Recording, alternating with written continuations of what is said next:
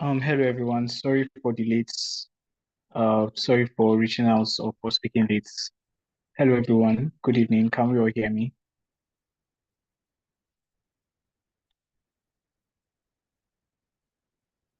Good evening, everyone. Can we hear me? Good evening. Yes, sir, I can hear you. Oh, all right. Thank you, Mr. Lawal Habib. All right. Good evening, everyone, once again, and welcome to class. So, I want to welcome us especially to week 4 of the. I want to especially welcome us to week 4 of the data privacy and protection class. So far, so good. We have gone through week 1 to we are currently week 4, and we're about to start the session. But just before we start, please, I want to kindly plead with us to reach out to our subgroups to drop the link to class so that those who are not aware that class has started, we can have them on call. Right, so please let's kindly do that as soon as possible so that we can commence today's class. Yeah, please, I would really appreciate if we could do that. So while we are doing that, I would just like to kindly welcome our mentors for today. In today's class, we'll be discussing data breach management, understanding data breach and impacts and their impact, detection and response, best practices for data breach management. And our first mentor for today, or a mentor that we're expecting in class is Mr. Emmanuel Ewere. So he'll be one of our mentors for today, hopefully. Um, we are expecting Miss Matthew reached out saying that she might not be able to join in for the session. She is quite engaged at the moment, so we may not be able to have her in today's class. But one mentor we would be having in today's class is Mrs. Jadisola Esan, Esan or Eson. Sorry if I didn't pronounce her name very well. But just to quickly read her profile, saying that this will be the first time we'll be having her um in the class. Ms. Jadisola is a corporate governance and compliance professional with vast experience in legal slash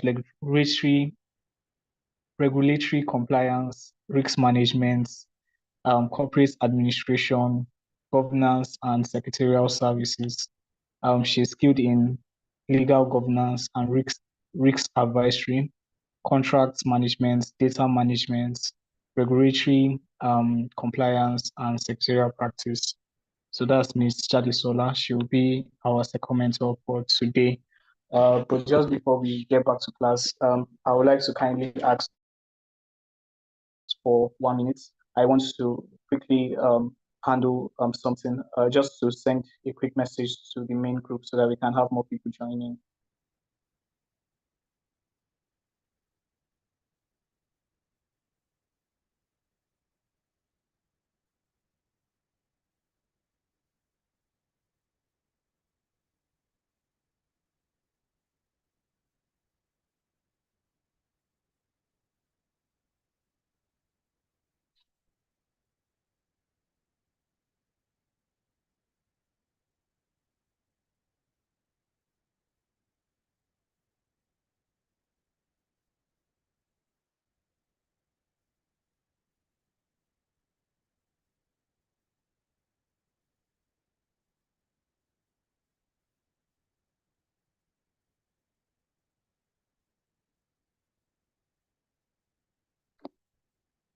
All right.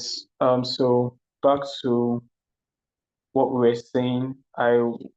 So basically what we'll be doing before we get into the section is that I would just want to quickly interact with us.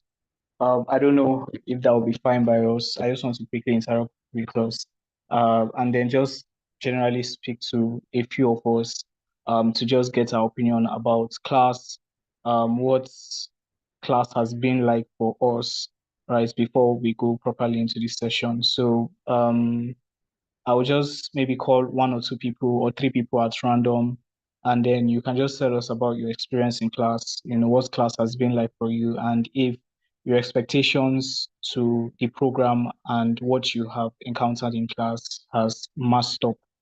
Has it fallen far short of, or has it met up to the expectation when you registered for the program? So I just want us to quickly have that interaction as we settle into the session. So let me just go at random. So please feel free, right, to turn on your mic so that we can quickly have that discussion if you can. So I think I will be going firstly with um I'll be going firstly with Mrs. Oh, sorry, I think I'll be going firstly with Ayomi Posi. Sorry, Ayomi Posi. Can you hear me?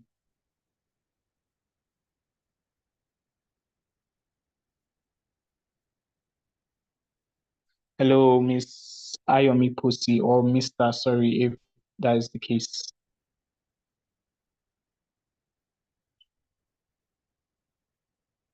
Okay. If you cannot hear me, then okay, let me go to another person. Um, I'll be taking Mr. Habib. Yeah, yeah, please, if you can, we just want to quickly hear from you. How has the program or the data privacy and protection class been like for you? Has it met your expectation or fallen below your expectation so far? Please, you can kindly do well to unmute as you speak. Thank you. Good evening, sir. Yes, good evening, Mr. Habib. Yes, sir. Thank you very much. And so far, I can say the session has been impactful and it has been up to expectation so far. So starting from the fourth class, where we were um, where we are open to both data privacy and data protection and issue of data subject right as well as regulations of data protection. So far it has been insightful as a lot has been learned, and for a beginner, I can say that a lot has been learned and the program has been up to expectation. All right, thank you so much, Mr. Habib. Please, we'll just quickly take one more person and then, we'll head back to the session. So please, I think I'll be going with Eugenia. Please, if you can hear me, we just want to quickly hear from you. How has class been for you? And if, the classes that you've attended so far has met up to the expectation you had while joining the program, or, it has fallen a bit short of that. Hello, sir. Good evening. Yes, good evening. Yes. So, first of all, I would like to thank every mentor that has been very present from the beginning of this class till now. And I also want to thank you for coordinating it so well. The classes so far had been really impactful, just like Habib said earlier. We've learned quite a lot, and it has also broadened our horizon. Data protection and data privacy and protection wise, some of us came into this class oblivious of what data protection is actually even all about. We've only had maybe one or two persons mention it. We don't really know much about it, but right now I think we know a handful, and we can be really confident when we're discussing these topics outside there, especially the data subject rights and everything that has to do with data protection that we have covered so far. So yes, we've learned a lot, and it has really met our expectations so far. So we're really grateful for that. Thank you, sir. All right, thank you, Eugenia, for that wonderful for that wonderful for sharing your thoughts within that line. Thank you very much. All right, so like I said, our topic for today is data breach management, and we'll be heading straight into class. We have two of our mentors on call. We have Mr. Ridwan in today's session. Mr. Ridwan, we're happy to have you in today's class. We're happy that you've been able, or you are able to join us in today's session. And we have Mr. Emmanuel present in class. I'm sure our other mentors will be joining us shortly. So not to waste any time, I would just like to hand over to our mentors to just quickly help us run through today's class. I think we'll be starting firstly with Mr. Ridwan, then we'll go to Mr. Emmanuel. So Mr. Ridwan, would just like to give you the floor firstly to just ease us into this session. You're welcome, sir. Okay. Good afternoon, everyone. Good afternoon, Dennis, once again. And it's good to see Mr. Emmanuel Eri on the call again.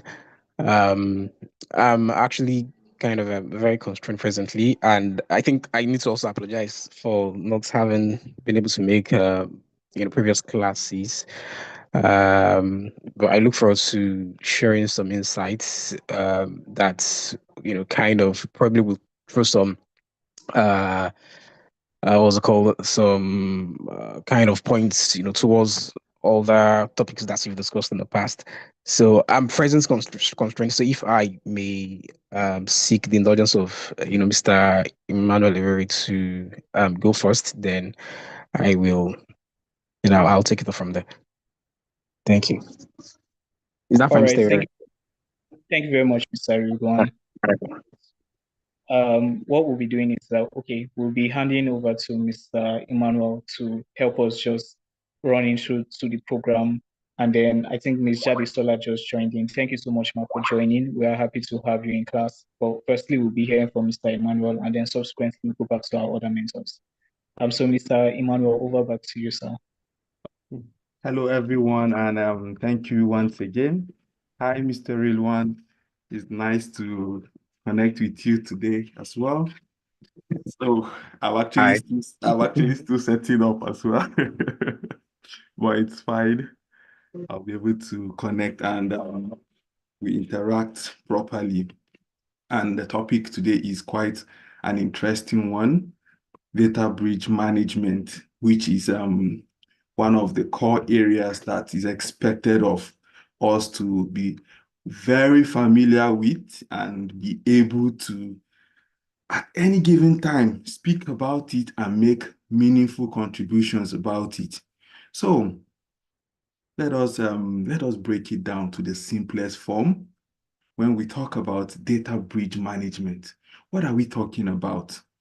Simply put it as those policies, procedures, and action that an organization would take in place in order to be able to detect, contain, assess, recover, and prepare from a security incident that results from maybe unauthorized access, from disclosure, from maybe loss of data, so just have it right at the back of your head that whatever an organization put in place, whether it is a policy, whether it is a procedure, any action at all that they put in place to prepare for how they can recover from any security incident is what data breach management is all about. So if we can define it in that format, then what is actually that structure that an organization put in place? It is called a data breach response plan. What do they put in place? A data breach response plan. So as an expert, I'll keep calling you all an expert because equity sees that as done, which ought to be done. In equity, as far as I'm concerned, you are an expert in this field. As an expert, if you're called upon by an organization to tell, the organization comes to you and they ask, tell us how we can go about proper breach management or proper data management, what will you tell them? So you just dust your shoulder, dust your shoes and look straight into their eyes and tell them, as an organization, I expect you to have a data breach response plan, which will be crucial for you to minimize any form of breach, which could result to maybe financial loss, reputational loss, or even legal challenges can follow. And one important aspect I will not leave out is the aspect of due compliance, because it is expected of every organization to be in compliance with the provisions of data management. Based on the NDPR, there is a requirement that must be complied with. So you always bring in the compliance aspect, which is actually the top. Yeah, I'll put it as the priority, not just for the organization to be able to manage any security breach, but in accordance to compliance. So the organization will look straight into your face and they'll be like, can you tell us how we can go about this? So as an expert, you look them straight back into the eyes and tell them, I'll be providing you with 4 steps in order for you to to have a data breach management process. And in your whole pride and understanding, you tell them, step one, the containment, which has to do with, they also call it the stop, they call it stop the leak. So when you talk about containment, what do you mean? Just like I said, it is also called stop the leak. Putting in place measures, and these measures must take priority to cut any form of breach, spreading of any security problem. Let me not call it wahala. Pardon me, please. The spreading of any security issue. The containment. Remember the first step, the containment, which is also called stop the leak. So putting in place measures that will stop the spread of any form of challenges. And how do you put this thing in place? Sometimes you try to protect. Now you tell the organization they have to put in measures on how they can protect their server, because a lot of organizations, they operate with remote servers, and the fact that their server is not within their environment, an attacker may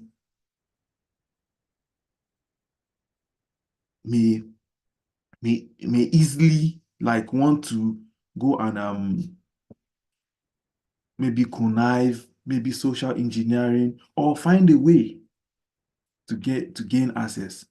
But they must find a way to stop any form of leakage. And just like I said, how would they do it? They will arrange an activity that can stop any form of leakage. Then they will learn how to preserve their data so that in case anyone is lost, they will recover. In case there is anyone that is damaged, they have backup.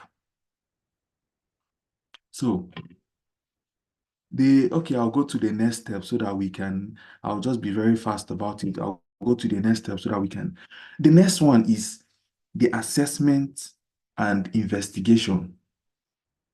Remember, the first step I said is what? Containment, stop the leakage. Step number 2, assessment and investigation. So, as expert again, I want you to always have it at the back of your mind that you are a risk management expert. So anytime you see any job relating to risk officer, know that you are competent to take up that role because you are a risk manager. So step number 2, assessment and investigation. This step involves understanding the nature and the extent of the breach. If there's any breach, it involves you understanding the nature and extent of any breach so that this can be assessed and be investigated. And how do you carry out investigations in this field? Number 1, I believe that you guys are so much familiar with forensic investigations, where there is an attack. Let's use the simple form of attacks that usually happen, like the malware attack, the phishing attack, maybe insider threat, the social engineering insider threat. Whenever this happens, under the assessment and investigation, it is required that an organization will be able to determine the root cause of such attack. And having identified the root cause, they will determine exactly what data was compromised, if it's just personal data or even sensitive data, would you require more work for them? So after they have identified the affected data, what next would they do? To assess the level of risk that has happened. And in assessing the level of this risk that has happened, they will assess it in the form of high risks, medium risks, and low risks. So they'll be able to place the risks that has occurred either under high risks, medium risks, or low risks. And what would they do before they will be able to place the risks in any of those categories? They will evaluate the risks. They'll evaluate the harm that's happened and the seriousness, and also how it has affected the data or the data subject. Remember that this assessment is very critical. Now, this is actually where it takes a lot of mind-blowing work. This is where it requires so much of your effort. Remember, I said this assessment is very critical. And once you determine this, the next thing is to know the remedies. You place the risks under either high risks, medium risks, or low risks. And once you place it, the next thing, identify the remedy. And when I say remedy, what do I mean? What are those immediate steps that can be taken to reduce the harm that has happened, the attack? So, what are those possible things? I would like, let me throw the questions. Let me throw the question, just one question. Let me throw the question to the house. What are those possible things? What are those possible steps that can be taken to reduce any harm or any attack?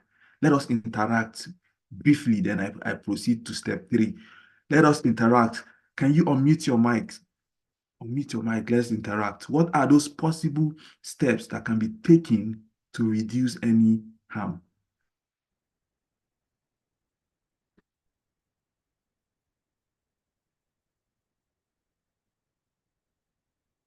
Do we have participants today?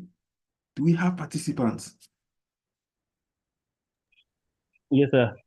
Yes, sir. Please, Please, could you repeat the question?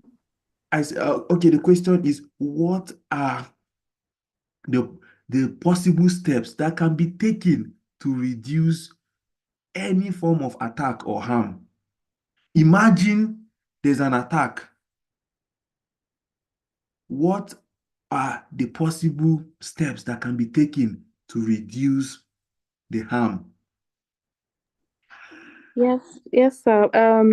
Just like you mentioned earlier, you mentioned the assessment and investigation, and you said it involves understanding the extent and nature of any breach. You have to understand where the breach is coming from before you even try to find solution for the breach. And you also mentioned the containment, which you said is also referred to as stopping the leak. You said it involves putting in place measures which curbs the spread of any form of breach at all. Brilliant, Eugenia. Brilliant. Are you from Plateau State? I'm from Taraba State, sir. Oh, okay. Brilliant. Like, I'm so impressed. Thank you very much for that. One more person. Yes, sir. Habib. Thank you. Let us talk.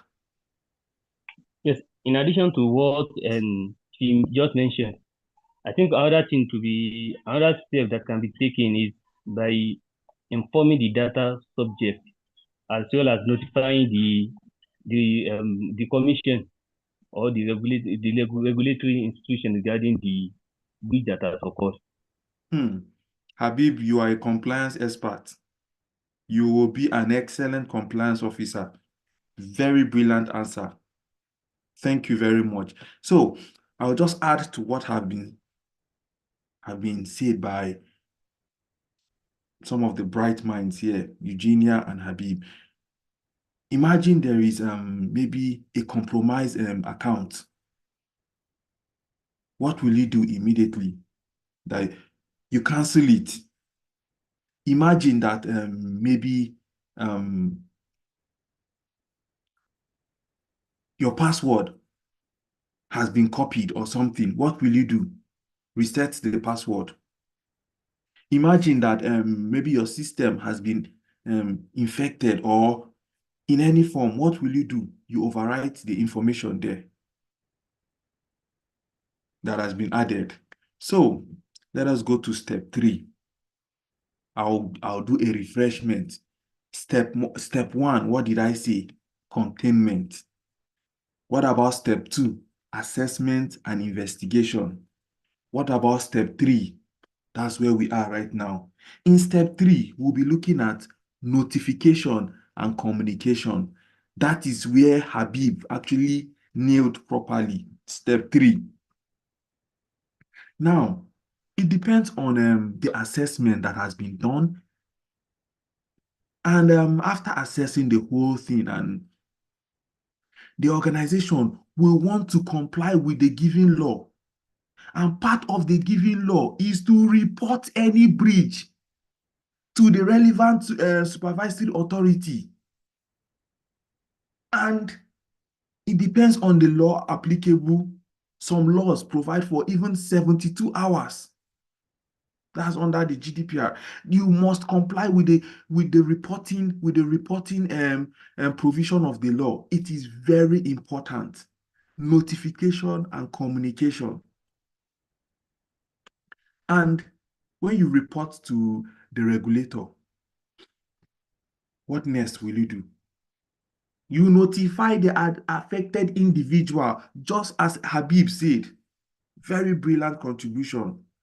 You notify the regulatory, the supervisory authority, regulatory authority, and next, you notify the affected individual without delay. And lastly,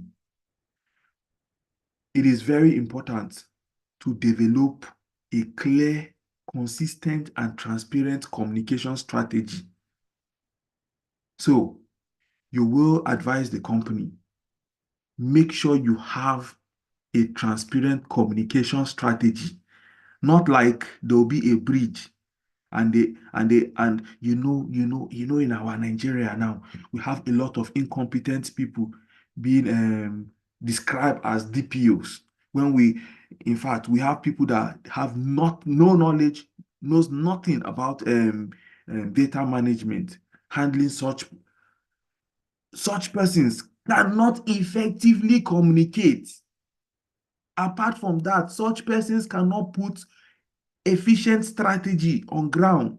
So every organization must develop a clear, consistent, transparent communication strategy to ensure that they are able to protect their reputation. And another important thing, their public trust. So let's look at the last step, which is step 4. Step 4 is eradication, recovery, and review. Eradication, recovery, and review. If you call it ERR, then you're not wrong. What does this mean?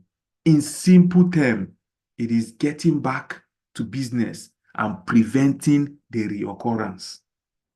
Get back to business and prevent reoccurrence. That is what it's all about. And how can they do this? Just like we mentioned, completely removing the attacker and the root cause of the issue. And how will you do this? Deleting the malware, you patch all vulnerabilities, and strengthen your access control, strengthen your password system, strengthen your management system. Then how will you recover? If you want to recover, as I said earlier, there must be a backup plan. that will help you to maybe restore lost files and the rest. And it's always good to always monitor the environment closely to ensure that no sign of breach remain. Before returning to normal operation, make sure that sites all clear. You know, when the military will say, all clear? Yes, sir, all clear.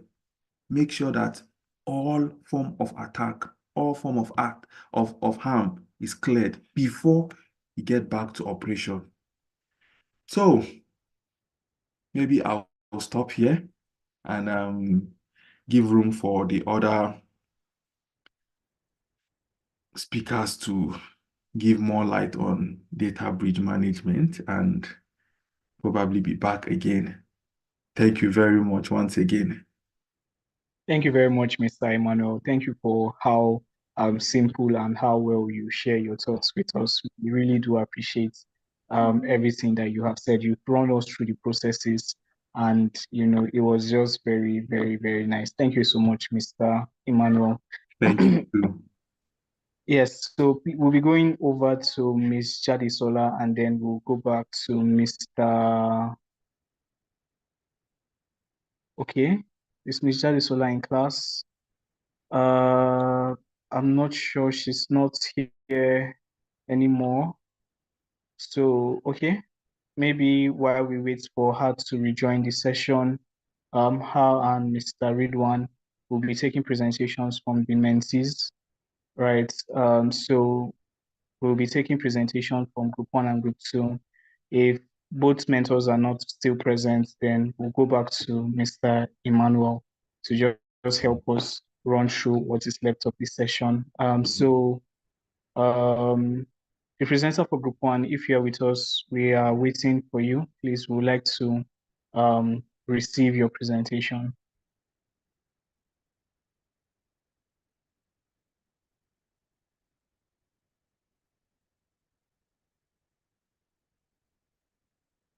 Okay, if the presenter is not yet here, please can we have the Group 2 presenter step in to make presentation? Then we go back to Group 1 if they are not yet ready.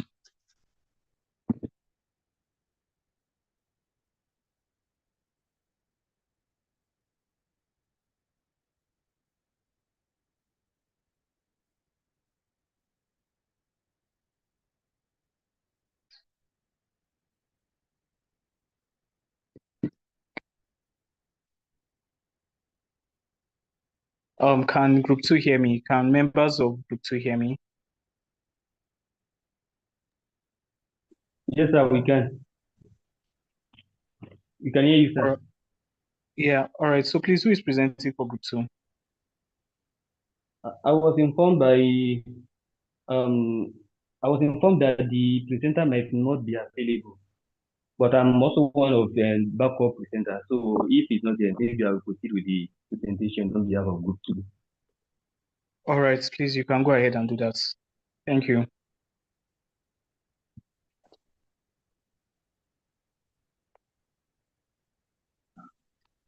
Okay, sir. Do Can you you help me with the slide, sir? Okay, just give me a moment. Let me try to bring that up right now.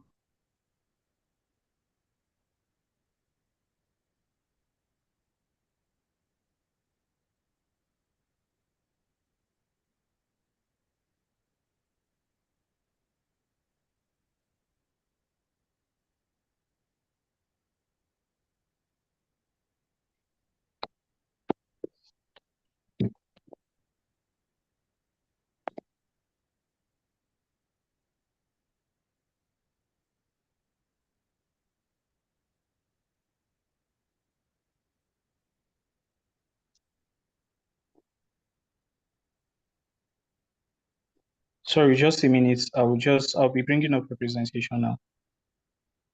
Yes, sir.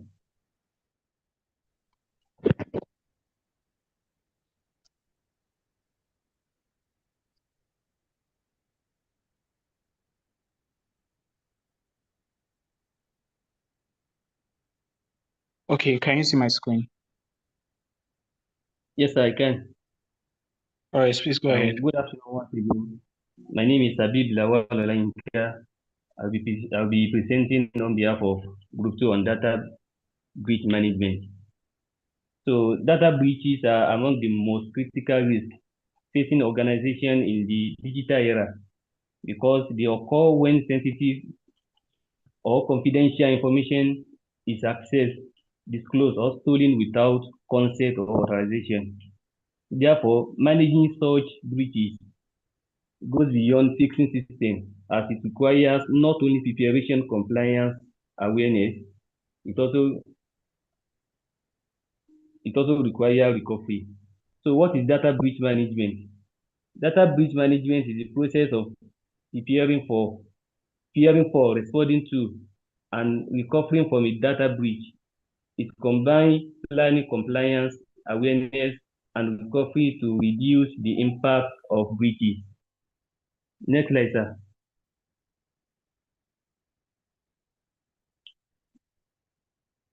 Data breach is very important because the breaches causes financial losses, reputational damage, as well as legal penalties.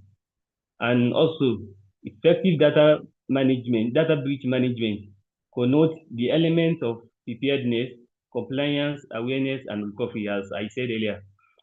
Therefore, our focus here will be how organizations can plan, comply, train their staff, and also recover after data breach has occurred. Next slide. The next here we'll be talking about incident response, planning, and execution. So if there is data breach, the first thing to do is to ensure a quick detection of the breach itself, then containment, then communication, as well as recovery.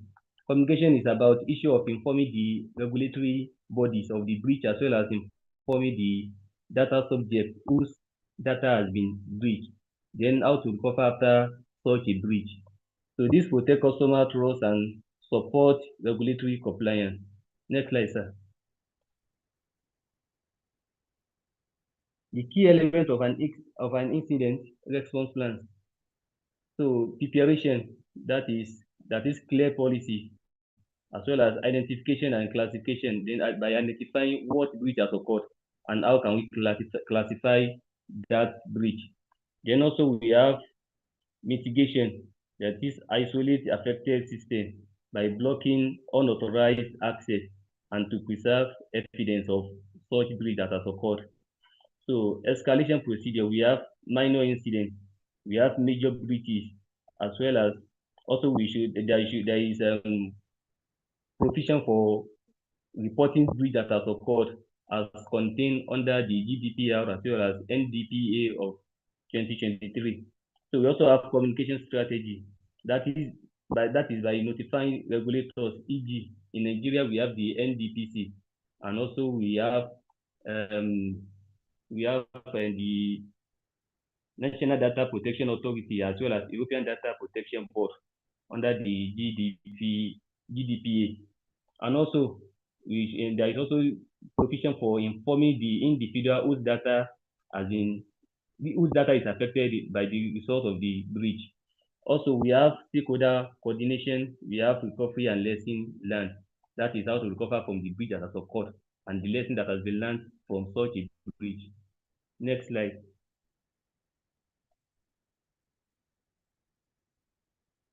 The best practice in execution, that is by establishing a clear incident response policy with defined scope and escalation path, one table top exercise to test readiness, use SIEM solution for rigid detection and monitoring of breaches, and also have drafted communication templates for regulators, customers, and media whenever there is breaches, so that you can comply with the legal requirements of informing the regulatory body as well as data subject whose data is affected. Also document everything that's happened so that you can have evidence of what has happened. Next slide. Legal and regulatory compliance. Here we'll be talking about the legal compliance as well as the regulatory framework. So under the legal framework, we have the General Data Protection Regulation, the GDPR. We also have the California Consumer Privacy Act, CCPA. We also have the NDPA, Nigerian Data Protection Act, as well as the General Application and Implementation Directive, GAID. Under this, next slide, sir. Under this regulation, that is the GDPR, the NDPA, the CCPA. So particularly under GDPR, General Data Protection Regulation, as well as the Nigerian Data Protection Act. So there is provision for notifying the regulators within 72 hours when the breach occurs. And also there is provision for notifying data subjects if rights are at risk, or to notify the data subject whenever there is a breach. And also there is provision under the GDPR of the European Union of fine up to 20 million naira, 20 million euro, or 4% of global turnover.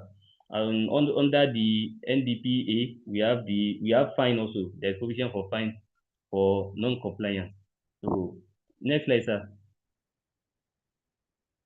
Now we'll be talking about I'll be talking about the institution framework. So we have the National Data Protection Authorities and European Data Protection Board created under the General Data Protection Regulation. And also we have the California Attorney General as provided under the California Consumer Privacy Act. We also have NDPC, Nigerian Data Protection Commission, provided under the Nigerian Data Privacy Act of 2023. So these are the institutional framework on data breach. Next slide. We also have some other laws that has provisions relating to this, but these are the ones I listed under the legal framework as well as the institution. They are the main ones. So here we'll be talking about cross-border data breaches. So when a breach has occurred, it might occur in a situation that different countries will be involved. For example, where a data breach occurred in Nigeria, but data of people from England, data from people from Ghana, from other countries are affected. So in this instance, we can say that we have cross-border data breaches. And if this happens, what should be done is, one, the organization must follow laws of each country that is involved, where the affected individuals are located. So, e.g., in Nigeria, we have the NDPC, and also in Europe, we have the European Data Protection Board as well as National Data Protection Authorities. So they should be informed.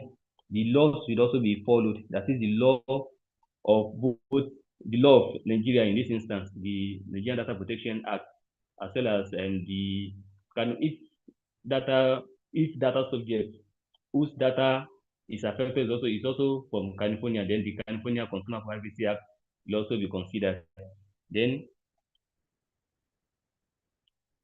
the first thing to do if there is data breaches is identify all jurisdiction that is affected, so that the data controller will know which law to comply with and what to do after the breach, because there are regulations under each of these regulations.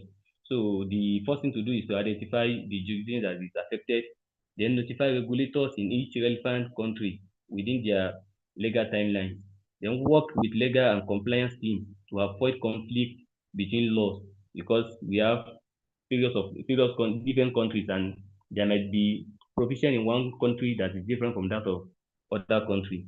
Also, clear coordination is key to avoid penalties and protect trust internationally. Next slide. cybersecurity awareness and training. Why is this important? Because human error is one of the leading causes of breaches as a result of phishing, social engineering, insider leaks. So all these are causes of data breach. So cybersecurity tools are hereby strong, but data security tools are strong, but human remains the weakest link. Awareness turns the workforce into a human firewall. Next slide.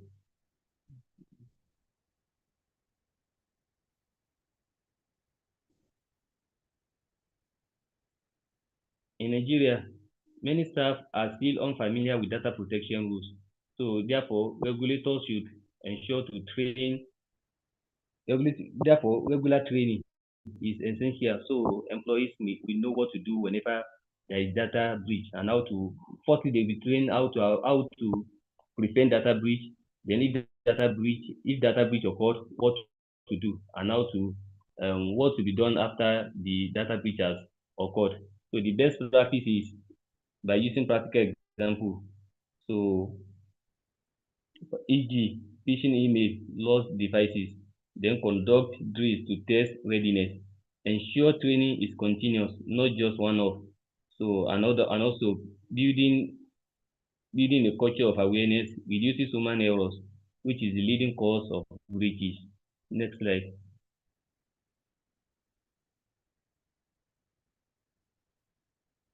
Best practices in cybersecurity training. One, continuous training. So as I mentioned earlier, this is by moving beyond yearly checklist. Also, we have mobile force delivery, we have scenario-based training, we have leadership endorsement and clear reporting channel. Next slide.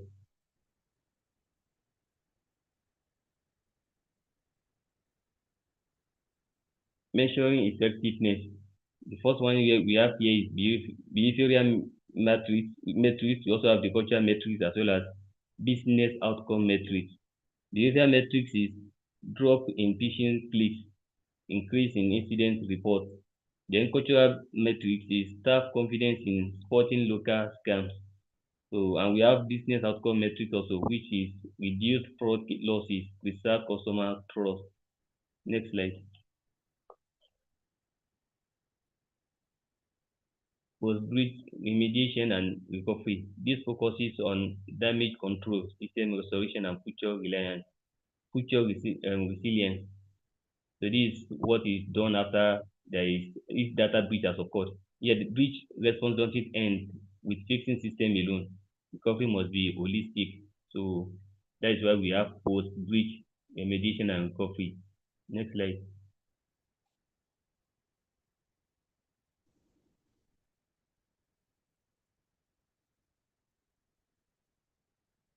So here we have key strategies for remediation and recovery. The first one is data restoration by recovering lost or corrupted data from secure backups. Then we have system hardening, which is patch vulnerability and upgrading security controls. We also have incident debriefing, that is by analyzing what worked and what has failed that resulted to the breach. Then we also have continuous improvement by continuous updating policies, retaining staff and strengthening defenses. We also have customer assurance by providing support to gain trust. Next slide.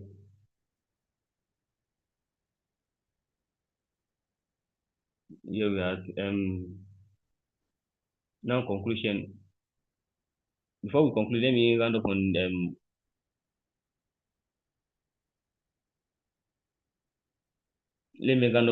the response. So incident response must be tailored, tested, and role specific.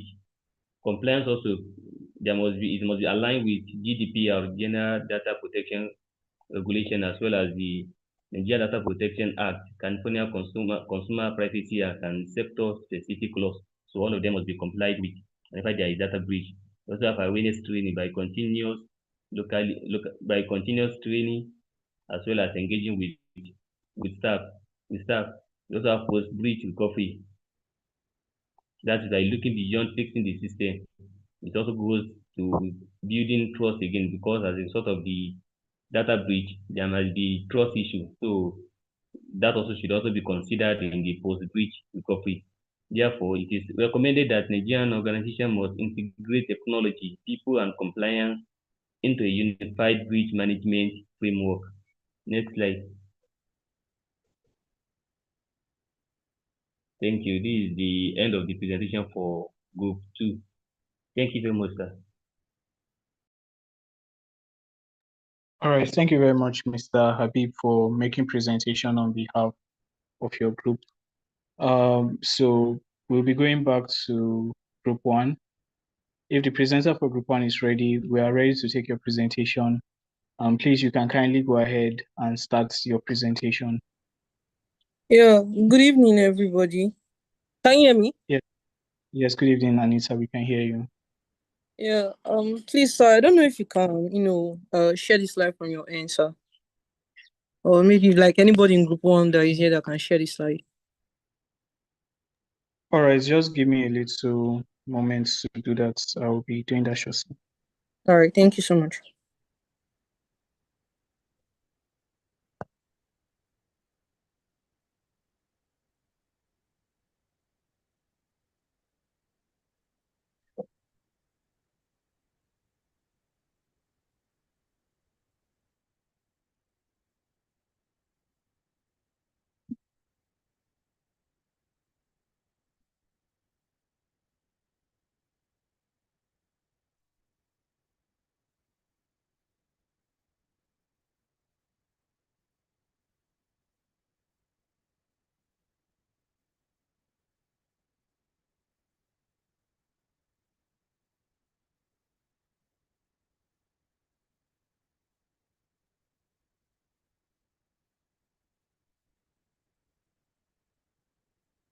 Sorry, it's taking quite long. The presentation seems to be quite heavy, so I'm trying to get it to open.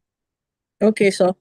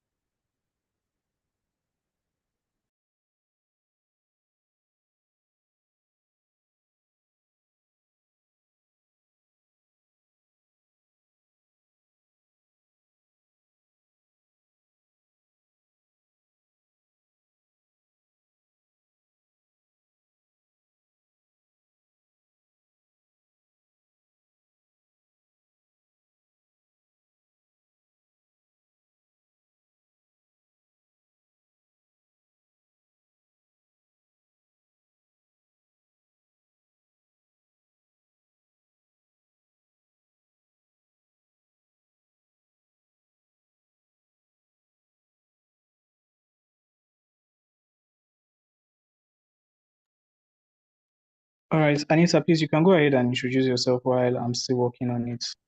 All right, sir. My name is Ogojofa Anita, a backup presenter, but actually a presenter now for Group 1 on the data privacy class. So today I'll be talking about data breach, the overview on data breach management, legal, technical, and practical perspectives, navigating Nigeria cyber.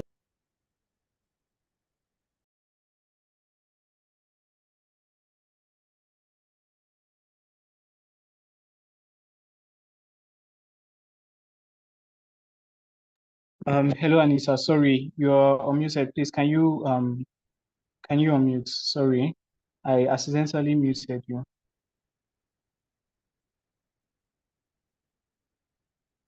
Hello, Anita. Can you hear me? Yeah, can you hear me now? Yes, I can hear you. Sorry again. Let me start. Don't worry, I've unmuted myself. Okay. Yeah. So while you go ahead with sharing this slide, I'll start with the introduction of what data breach is all about. There is no significant definition by the NDPA concerning data breach. However, we should know that data breach is all about when there's an obstruction in the security of a data information of an individual or a data subject by by an unlawful destruction, loss, or alteration, or any unauthorized disclosure or access to the data of a data subject. But Section 65 tries to tell us about like the definition of what personal data breach is all about, which Section 65 defines a personal data breach as a breach of security of a data controller or processor that can lead to or may likely lead to an unlawful destruction of a data transmitted, stored, or otherwise processed. But we should know that when it comes to like data breach, there are three types of data breach known as CIA, which is the confidentiality data breach, the integrity data breach, and the availability data breach. Confidentiality data breach tells us that it's all about the unauthorized access or disclosure. For example, we have a phishing or insider leak. Let me take for example, like when it comes to a bank, and then let me say the person in charge of customer care handles like a lot of like data sensitive documents of a person, and then maybe like they found out that, oh, this person has like millions of naira in their accounts, and then wants to collect some of the money from their accounts. They can decide to use the data of the data subjects to do whatever they want to do, thereby causing an unlawful destruction. We also have integrity breach, which is all about the unauthorized alteration of data. Example, tampering with a health record. Let me take for example, when it comes to maybe let me say a DNA wants to be conducted, and then when it's conducted, maybe they will find out that, oh, that the man is not the father of the child. The woman can decide to change, meet with the doctor to do this in tamper with the health record of the individual, so that they can say, oh, this is the father of the child. Like, or maybe in situations where like blood group issues and all that, they can decide to change it so that it will not tally again with the data of the data subject. And then we also have the availability breach that talks about data loss, deletion, or denial of access. These are situations where maybe you always hear about when they talk about the firewall is down or the system is down. These are situations where virus can, like, people use a virus such as Trojan to destroy a particular database in order to be able to destroy a security this thing wall of a company or an organization, so as to be able to get their hand into some of the documents of the data subjects of the company. However, we should also know that when it comes to data breach, there are a lot of trends about data breach. Everybody knows what happens when there are data breach.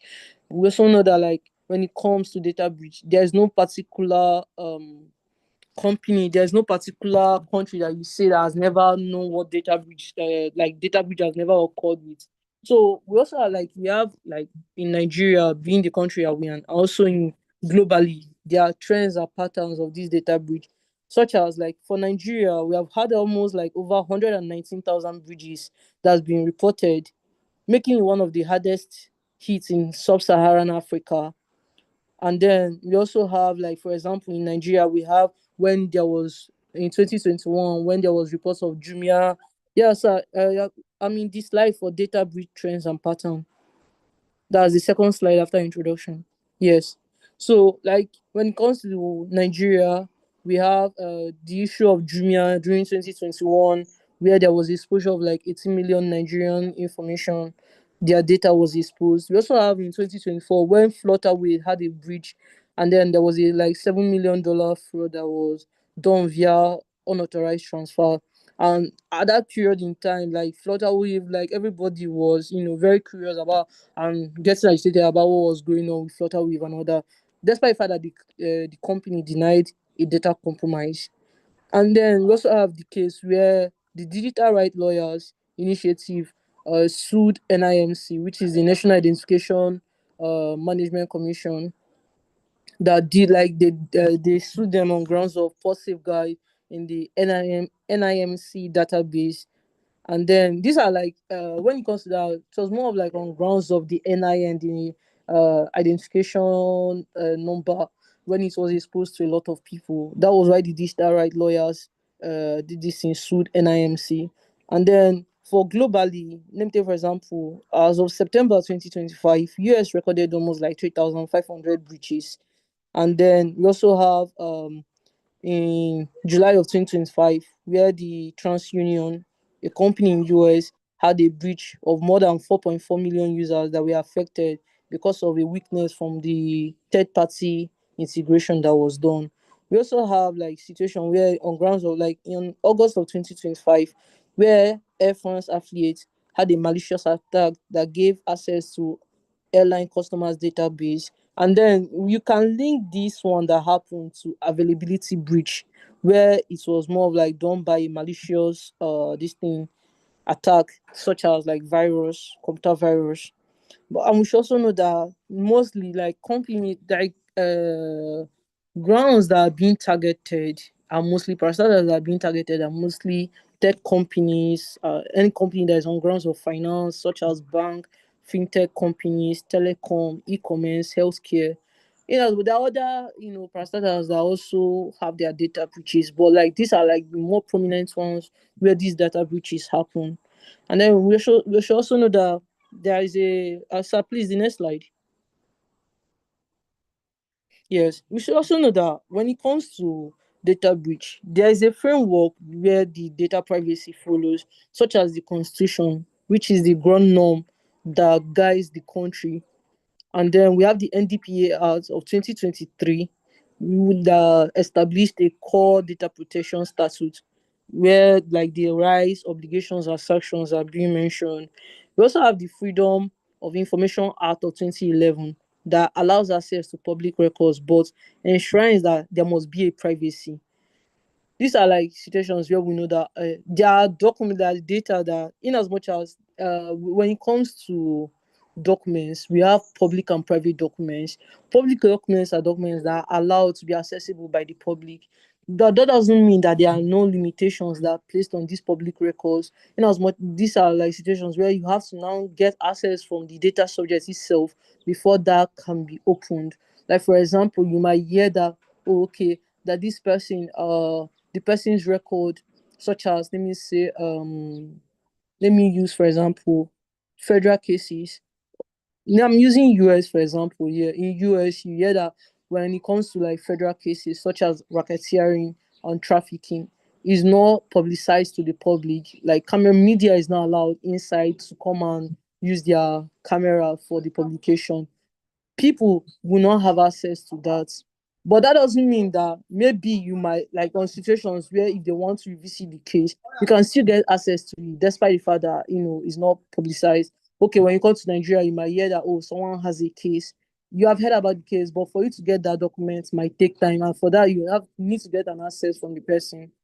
And then we also have like Cybercrime Act of 2024, where like it criminalizes unauthorized access and data interference of an individual, of a data subject.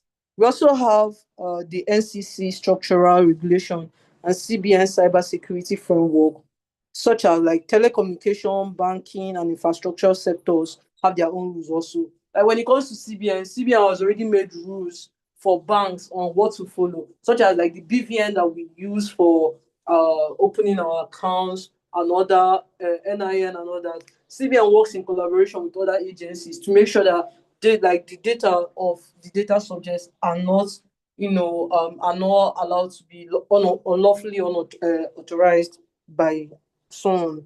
We also have the guide of 2025, the guide which is the General Application Implementation Directive. This requires, like, guide has made it a mandatory ground that for anything you have to do when it comes to data of an individual, such as access or anything you want to do with the data of a data subject, that there must be notification that must be done. Notification has to be given to the data subject, and then it was like when you are giving this notification, it must include the time frame, the circumstances that surround you wanting to get access to the data, and then the categories of where personal data, risk assessments, and then mitigation measures that have to be put in place.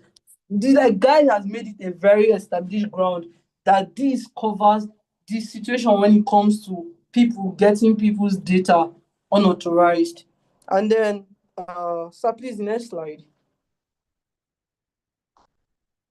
We should know that the NDPA of 2023 has granted key measures that have to be done for this breach management, for breach, like the things that the key provisions that have been provided when it comes to managing breach of data. And this includes, like, in section 40 of the NDPA, that there must be notification obligation, that controllers have to notify NDPC of any breach that happens in their organization or companies within 72 hours of becoming aware of such breach.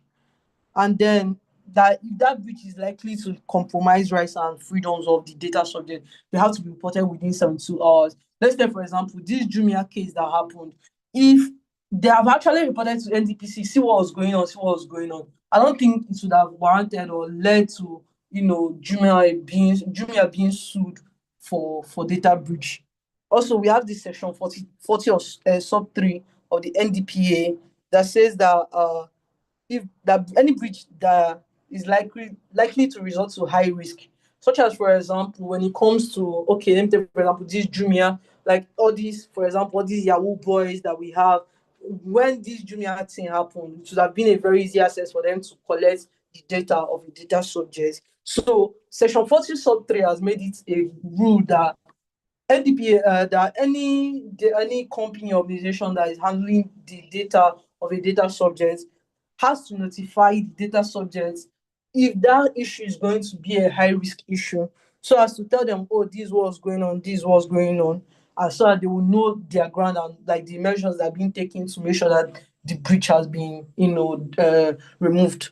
And then we also have to know that the notification that has to be given to that individual includes how they're mitigating such risk, how they're handling it, and if their risk, like, contact is impracticable, if they cannot get the data subject, the best thing to do is to put it on newspaper and make it public, so that anybody that knows the data subject can be able to help and tell the person, this was going on, this was going on, so that they can know the way forward. And then we also have section 48 that provides about the penalties that have to be put in place for such companies if they don't follow the two above rules of section 40 and section 40 sub 3 of the NDPA of 2023. And that includes that for penalties for major controller, up to 2% of gross annual revenue of 10 million. And then for other controllers, up to 2% or 2 million naira. So if they're like major companies, let me take, for example, MTN is a very big major company. And if anything happens, all this breach happens, and they don't tell their customers, their data subjects, that this was going on, and they didn't report to NDPC within 72 hours, that they have to pay up to 10 million naira or 2% of their gross annual revenue.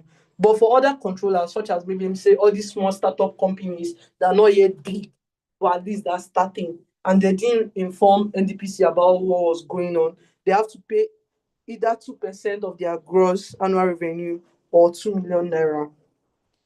Then NDPA also gives us deadlines and a clear statutory footing, like they're giving us a very well ground that this is what you have to do if all these things happen, so that nobody will have to sue anybody and everybody can, do all their things peacefully. But in practice, we already know how our country is, not as much as we're praying for it to get better. But organizations still struggle on how to determine whether a risk is higher or whether a certain incidents are not things that have to follow these guidelines. But we should also know that the guide of 2025 has made it helpful on how to go about such if a risk is higher or if a risk is not. And then, sir, please, the next slide.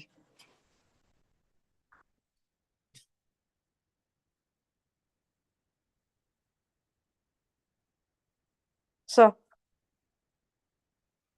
Sir, can you hear me? Yes. Please, the next slide. Okay, I switched to the next slide. So let me reshare. Okay, thank you so much.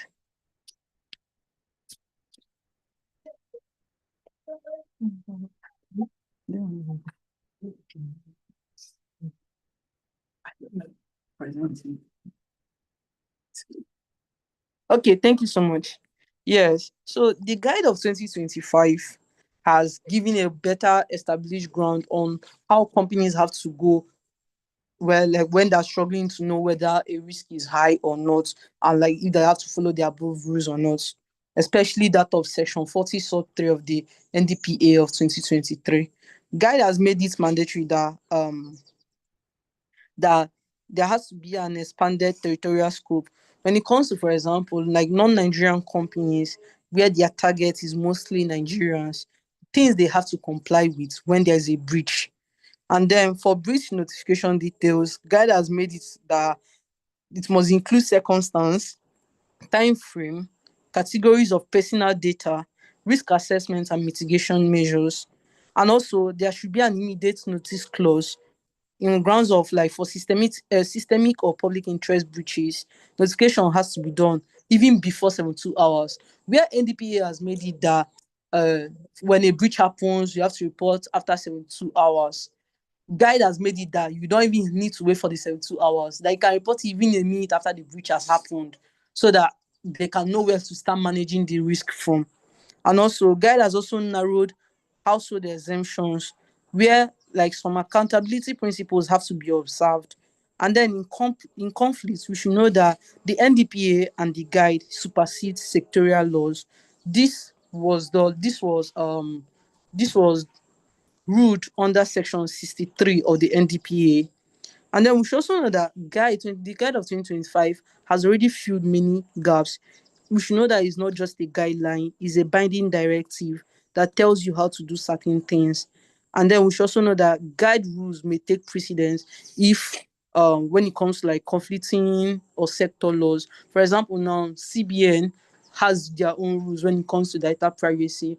Where CBN, their rules are not going in line with what was said, Guide has to take over. Guide is what the court has to fall back on as their ground norm in order to be able to judge the case.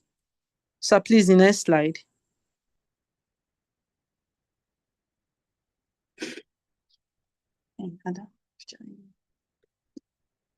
Thank you.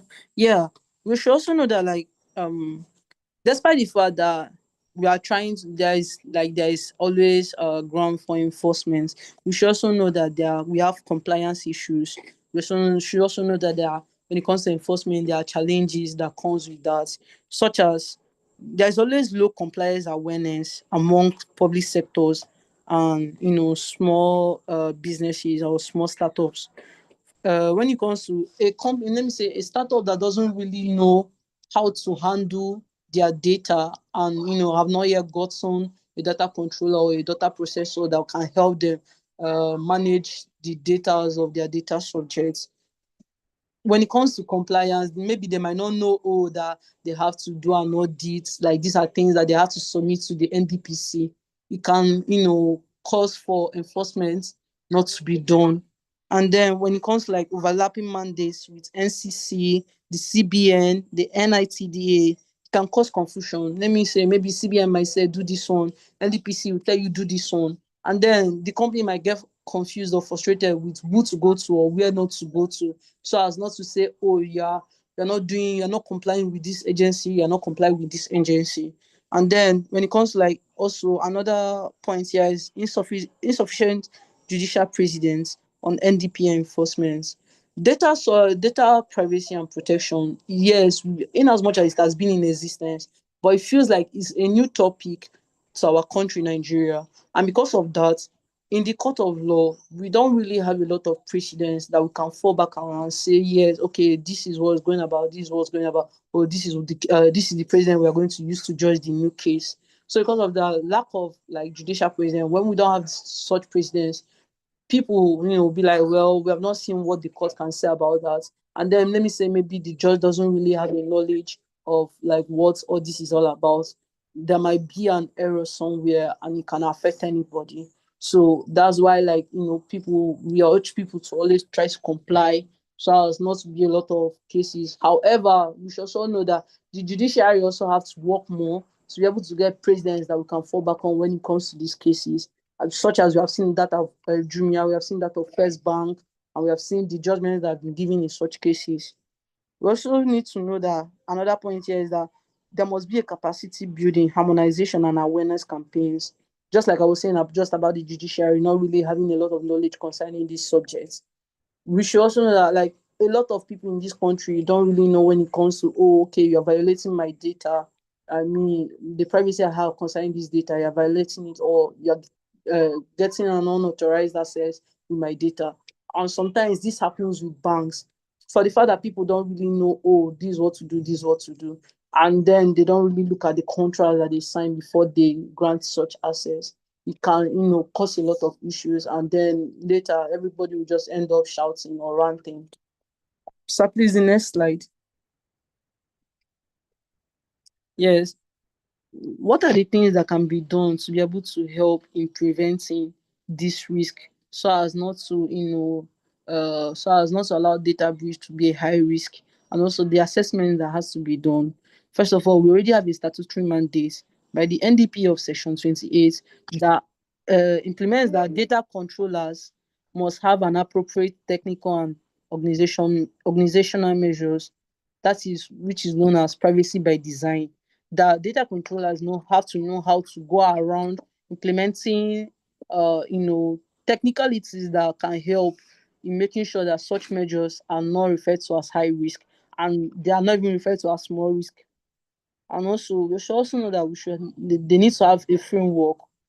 The we have what we call the NIST cybersecurity framework. We should also know that we have the information security management. This information security management is all about is like a system that helps to manage the data of the data subjects when it comes to their information that are being put into the system. And then when it comes to this, we have controls that can be done to help to, assess the risk or help in mitigating the risk, such as we should need to have like encryption, firewalls, and multi-factor authentications. Like now, if you notice these days, the social media apps we use, such as WhatsApp, Instagram, even our email, runs like two authentication mode, and also they also have like encryption where you see like the right maybe let me say your chart. If you go to a setting, you see encryption that another person can't view what you are doing except you and the individual. That's like a control that is put in place to help enable mitigate data breach. And then we should also know about comparative notes that the GDPR Article 25 has mirrored NDPA privacy by design approach.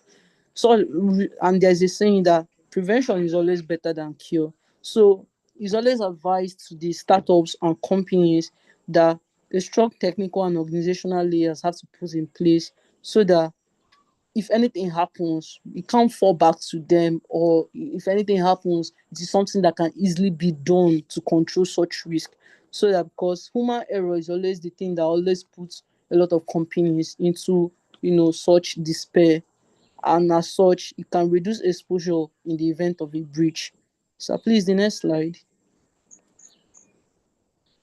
Yeah, so what are like we also have like the breach detection and incident response. How do you detect a breach and how do you respond to such incidents when there is a breach? We have what is called the security information and event management tools. This helps to detect when there's a breach, and as such, it tries to, just like I was saying about the information security management, it helps for the company using such information to be able to manage their data. Is a tool that is being used for that. And it's also advised for the startups, the companies, or anybody using that is dealing with data, that they have to set up automated alerting and anomaly detection using AI or ML. You should also know that when it comes to conducting of penetration testing, let me give an example. When it comes to, for example, like schools abroad, when you hear maybe one day you're hearing in school, oh, there is a fire drill. It's not like there's fire, but to tell them how to navigate like such risk in case if there's any fire in school. This is what this is what is being advised. This is what a data privacy and protection expert have to advise the startups, that like on random days they can decide to within themselves run, like maybe like create a virus that is not harmful but can penetrate a firewall, so that they can be able to know how to navigate such if such happens, if such breach happens. And this is known as red teaming. And also like they can conduct audits so as not to avoid the risk situation if it happens. And then they should also, the startups or companies have to learn how to prepare an incident response plan with rules, escalation paths, and communication templates, so that if anything happens, there's always a quick access. And for example, when it comes to our country, we already know how the fire service does. When you call them, it takes time before it happens. Then imagine when you're dealing with millions of people in the country that have their data with you. So it's always good to prepare an immediate response for them so that such will not happen. And then there also needs to be a forensic capability which preserves evidence and maintains chain of custody. This is when we talk about, there was one time in the first class we had that I was talking to Mrs. Macy about, Bofia, if there is a particular time for banks to keep people's information. In as much as she said that there is no time for that, we should also know that the any sector that is dealing with people's data, there should be a limit, and at the same time there should also be how to preserve them, so that if anything happens, this is, you can pull up and say yes, this is an evidence. So these examples can be, for example, like CCTV cameras can do such. They keep data, people's the data or video of whatever is happening for at least maybe like 2 to 3 months, depending on the setting of the camera. And then it's always good to detect early, restrict damage, and collect forensically valid evidence. And also, it's also good to have a quick incident response plan that with clear responsibilities that will save chaos in an actual breach scenario. So please, the next slide. Then we should also know that there has to be an education and communication strategy. It's not just about detecting and having an incident report response, but also how do you notify and how do you communicate. There should be a trigger. As soon as you are aware and you can assess the risk that, oh, this is a very big risk, this is something that can destroy something or data subject or the data of a data subject, please notify the NDPC within 72 hours. In as much as NDPA has said 72 hours to NDPC. Guide is now telling you don't need to wait for 72 hours before you report. Report immediately you notice that is a high risk and that you are aware that you cannot really hold it down. Also, if it's a high risk to individuals, please notify them the circumstance, the time frame, what's going on, according to the NDPA of 2023, section 40 sub 3. And then when direct communication is not feasible, please go to the public, announce it publicly. There is no way that 1 or 2 people will not know who you are talking, the data subjects you're talking about. And also external communications, press release, stakeholder updates. Be transparent with your investors. If something is happening in your company, be transparent with them, tell them this is what's going on, not to hide it from them. Because I mean, when you hide things from people, one day it will definitely catch up with you. And then we should also know notification is not just compliance, it's a reputation. If a company enter, for example, the way Jumia, Flutterwave did. Flutterwave, when the incident happened, a lot of people wanted to pull out. In as much as, I mean, they actually stood their feet and said, yeah, like this is not what happened, this is not what happened. They tried to explain to them, the public, what was going on. The public actually later trusted them. Reputation always come first. It's not just, when you are talking about data, it's not just about compliance, it's also about reputation of your company. If you really want your company or your startup to really go far. So please, the next slide. Yes. So we should also know that there's something known as the post-breach actions and recovery. When it comes to first point is about containment. If you when this kind of breach happens, you have to isolate the affected systems and revoke compromised credentials, apply patches. It's just like a wound. When you have a wound, you need to clean it off and then apply something on it so that it won't get exposed more and continue to spray it everywhere. So there needs to be a containment so that it won't go to the others. And then we should also know there's something, we should have like a forensic investigation. When talk about forensic, we're not talking about just like, I mean, when you talk about forensic, people are always thinking, oh, it's all about criminal, this thing, talking about bodies. No, like everything in this life has forensic. So there has to be an investigation that will be conducted to know if it was a confidentiality breach that happened, or was it an integrity breach that happened, or was it an availability breach that happened?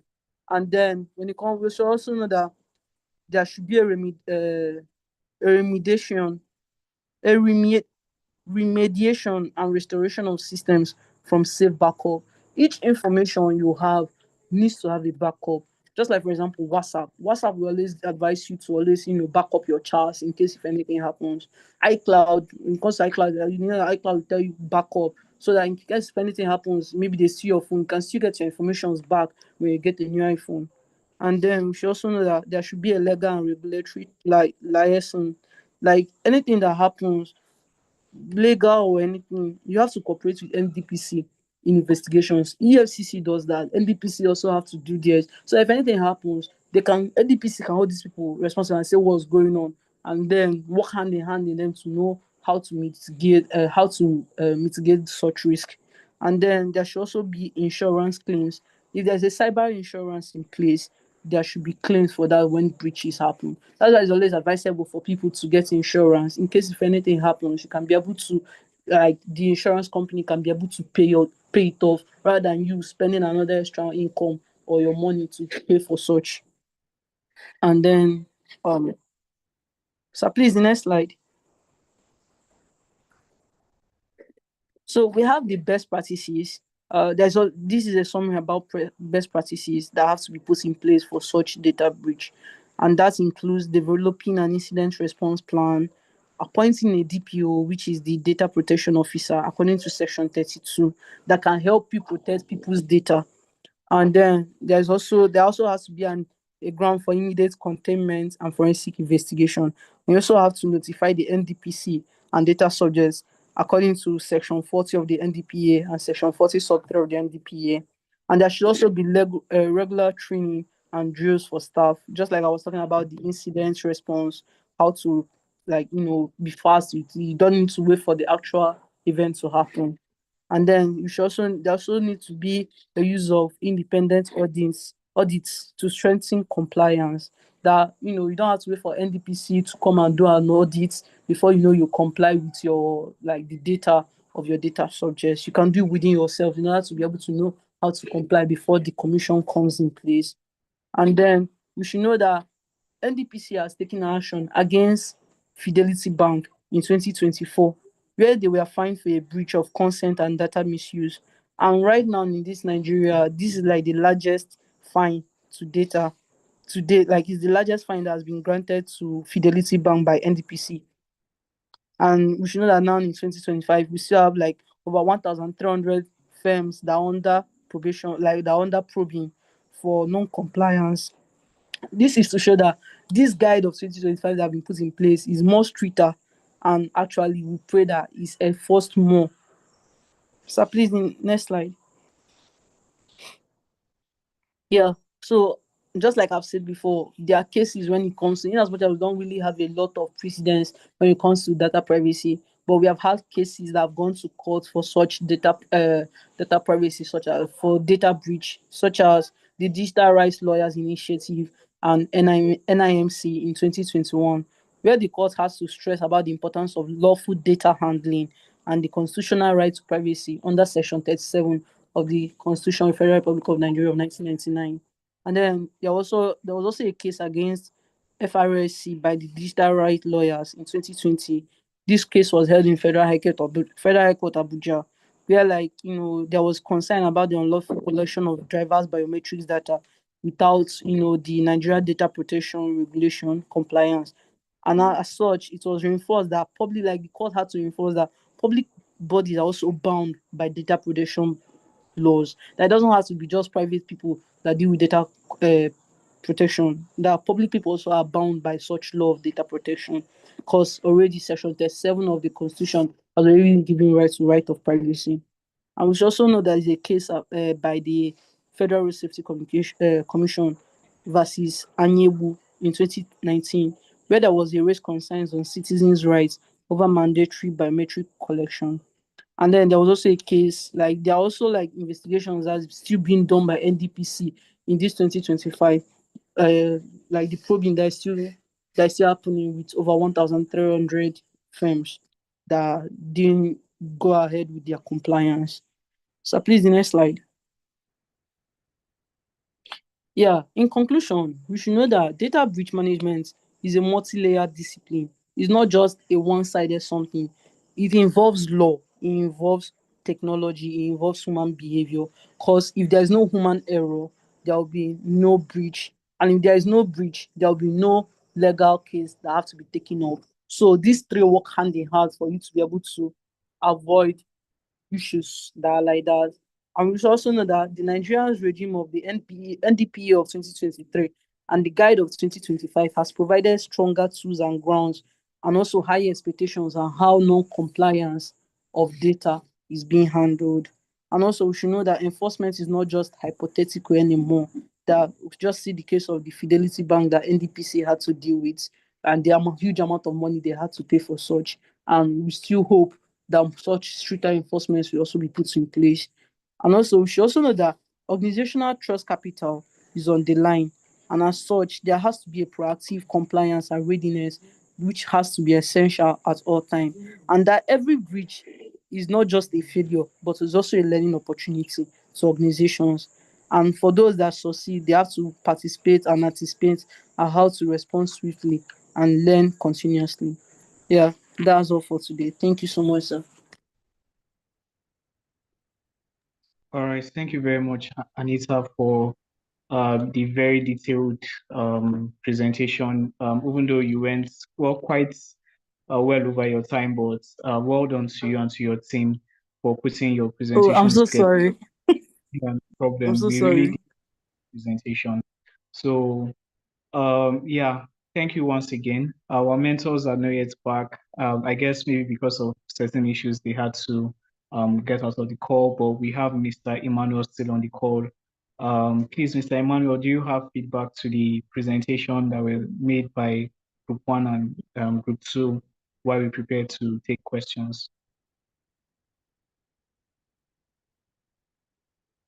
Mr. Emmanuel, are you with us?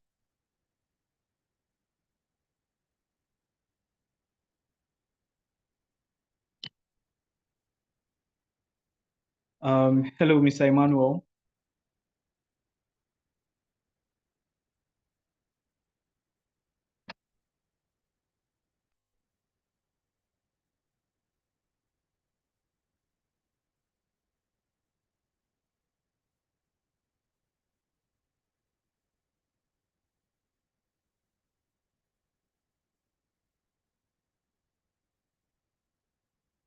Mr. Emmanuel, can you hear us?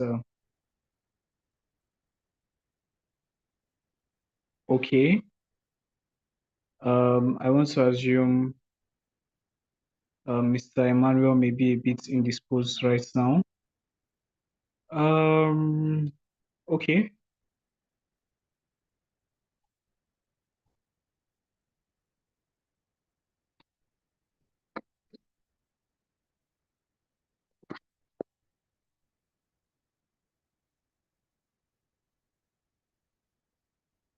Oh, okay. So Mr. Emmanuel just notified me that I got a notice from Mr. Emmanuel that he had to join another meeting and is currently unavailable. All right, so we will not be able to take maybe necessary feedback and questions. So what I want us to do before we go, I don't know how long his meeting is going to last, but what I want us to do before we go is please, if at all we have any questions, you can kindly you can kindly send those questions to me directly, right? We'll do well to send them as a mail to the mentors. And when we get feedback from them, we'll do well to share those questions with you in the chat box, in your group, in the main group rather. So please do well to reach out to me if you have questions, right? So I think it's safe to say we've come to the end of today's class. Thank you, Anita, for at least you almost technically covered, you and Mr. Habib technically covered everything, including with the introduction from Mr. Mr. Emmanuel, we've been able to cover quite a lot as regards to data breach management. For the data privacy and protection class, we have one more session to go, and that will be on navigating data regulations and the role of a data protection officer. So please, let's make sure to not become, let me use the word wary in our participation in the program. I can see our numbers are dwindling as regards attendance. So please, let's make sure to keep up, right? I'm sure you have learned quite a lot coming or building up to this point, right? I want us to sustain the same momentum as we go through to the end of the program. We technically have 3 weeks, give or take, to the end of this particular mentorship and internship program. So yeah, I just want to once again encourage us to put in the effort and make sure that we are always present. Classes are very, very beneficial, and certain things you will learn here, you will most likely not gain any other place. All right, so thank you everyone for coming on board. Thank you for your presence in class. Once again, if you have questions, do well to reach out to me privately. Just before we go, if you can, please turn on your videos so that we take a quick screenshots and then we can call it a day.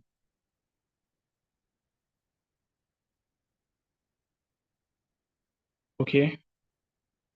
Thank you, Anita. Thank you, Isusa. Thank you, Sandra. Thank you, Abdurrahman. Okay, please, can we have more people turn on their videos? We would want to quickly take pictures.